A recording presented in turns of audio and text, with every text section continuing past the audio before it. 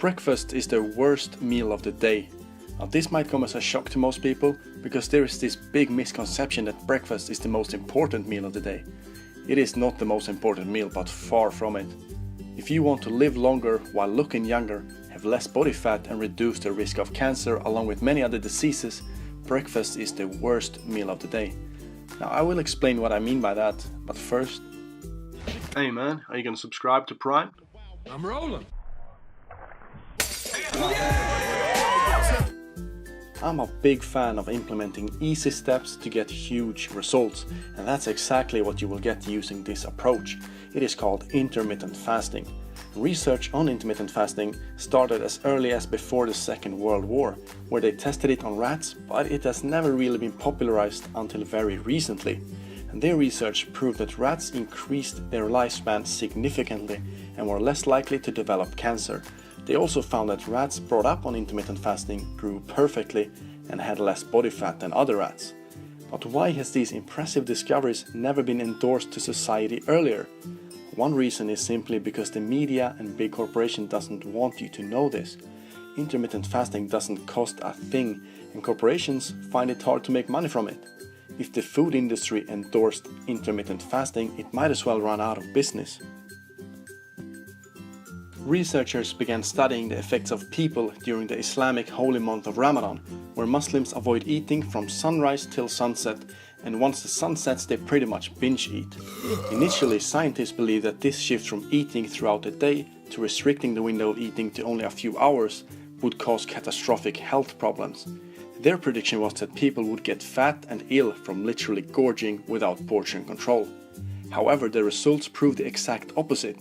They were losing fat, keeping muscle, reducing the risk of high blood pressure, heart disease and diabetes without any special foods.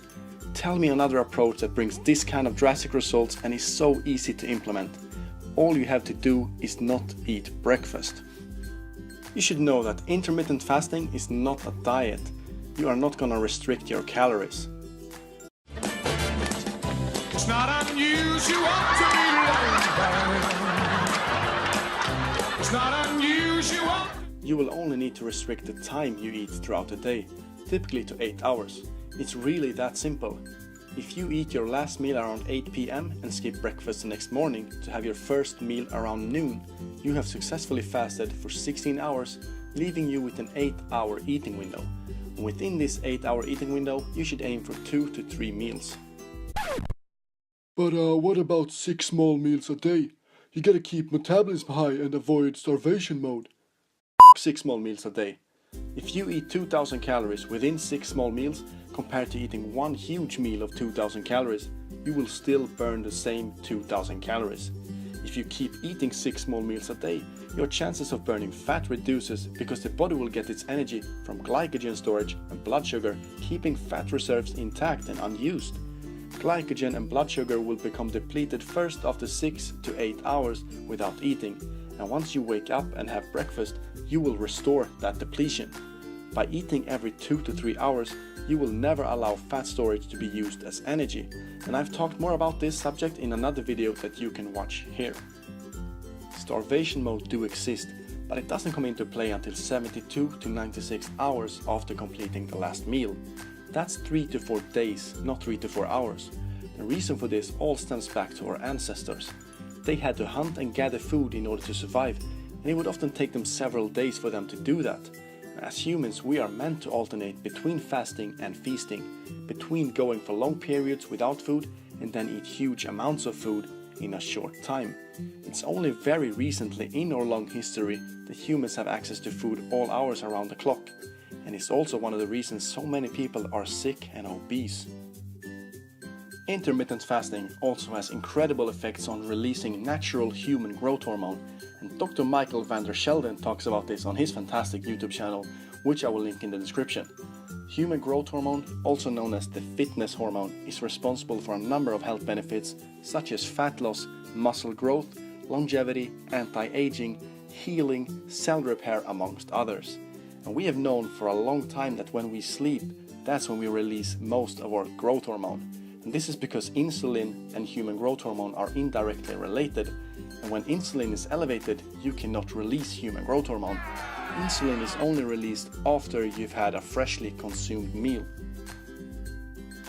Now, when you sleep, you haven't consumed a meal for some time, and the insulin drops, making the body release human growth hormone. Now, what's so special and unique with intermittent fasting is that you expand the time of fasting, which allows significant amounts to be released. I'm not talking about 50 or 60% increase, which would also be fantastic. I'm talking 1,300% for women and up to 2,000% for men of pure natural release of human growth hormone. These numbers are unheard of. It's absolutely ridiculous. You might not agree with this or think I make these numbers up. However, there is scientific research to back it up. Yes, science! Another huge benefit that comes with intermittent fasting is the effects it has on the brain. As I discussed earlier, when you're in that fasted state with no glycogen, the body turns to fat for energy, and as this happens, ketone bodies are released into the bloodstream, which your brain prefers over other sources of energy. The release of ketones will increase your focus, concentration, ability to remember, while simultaneously reducing the risk of Alzheimer's and Parkinson's disease. It also increases the BDNF, the brain-derived neurotrophic factor, by 400%, which helps activate stem cells in the brain to make new brain cells, neurons and nerves. Now, do you still feel like eating breakfast at this point? I hope I managed to convince you somewhat to at least check out the possibility to skip it. Try it for a few weeks and evaluate how you feel. It will be tough for the first week or two, but once the body gets used to it, you won't look back. If you enjoyed this video, give it a thumbs up and make sure to subscribe to keep yourself primed.